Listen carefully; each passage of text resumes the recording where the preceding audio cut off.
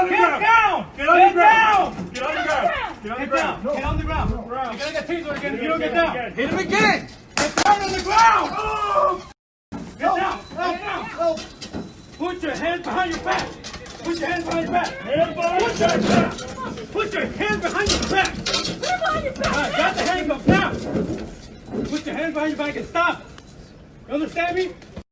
George Zapantis was tasered to death by NYPD on Sunday, June 21st, 2020, on Father's Day. The NYPD was responding to a call by a neighbor who was walking his dog, stating that there was an argument and there was a weapon involved. The police arrived, they found George Zapantis in his basement, and they claimed that he was holding a samurai sword, of which he dropped. Έχασα το λεβέντι μου, έχασα το δεξί μου χέρι, έχασα το καλύτερο πράγμα που μπορούσα να είχα στη ζωή μου. Είμαι μάνα από 17 χρονών, έχω έρθει στην Αμερική και από 18 είχα την κόρη μου που έχω πρόβλημα με το κορίτσι μου.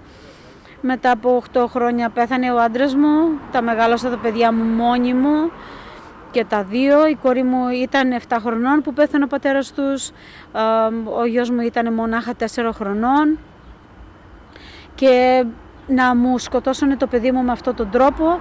Δεν υπάρχει πιο χειρότερο πράγμα από μητέρα να χάσει το παιδί της, τόσο νέο, λεβεντόπεδο, τη ζωή του δεν την είχε γλεντήσει τίποτα, γιατί προσπαθούσε να μας βοηθήσει και μένα και την αδερφή του και όπως μπορούσε να βοηθήσει την οικογένειά του. Ήταν σαν να ήταν πατέρας στην οικογένεια. My client's son, George Zapantis, was in his home when the police responded to a phone call of a man with a gun. We don't know what transpired at the door when the police arrived, and we've been asking the NYPD to be as transparent as possible and to provide the body cam footage. We have yet to see them, but according to the police reports, when they responded, George had a knife, a sword. Some sort of struggle ensued. They tased him, and then they pulled him out from the front door. That's where we have the video that starts, which shows from the upstairs apartment that George was not armed. George was on his knees with his hands behind his back, and the police, 5 or 6 officers, were yelling at him to put his hands behind his back, not to resist, and they tased him 2 more times.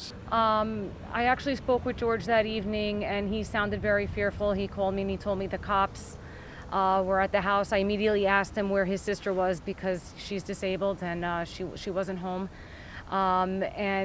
Shortly thereafter, I lost contact with him. My mom and my brother rushed over here. Unfortunately, too late. He was leaving in an ambulance. After seeing the video and knowing the soul of my nephew, I understand that he did not have a weapon. His hands were behind his back. I believe that, although I'm not, I'm an attorney and don't really handle these matters, just from logic and the law that I do know, he should have been potentially double cuffed on each hand. He was a big guy. He wasn't posing a threat. He wasn't defying the cops. The video clearly states that. And I believe that this is a situation that the police department needs to be trained how to handle a mentally ill person. I don't care if you're George Floyd or George Zapantis. This has to stop. This has to stop. We're completely outraged, and we're demanding justice for the family and for my poor cousin who hasn't had it easy. She was widowed at a very young age. She raised these 2 children alone. Her daughter's disabled. George had his issues later on in life, unfortunately. But the best way to describe him was a gentle giant. He would not hurt a fly. He was the kindest, sweetest person with a complete heart of gold, and he will be sorely missed. And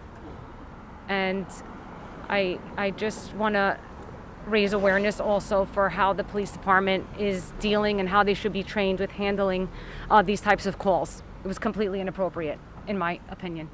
Doorway was broken. As you can see, the hinge is off. This thing had to get removed. There was blood.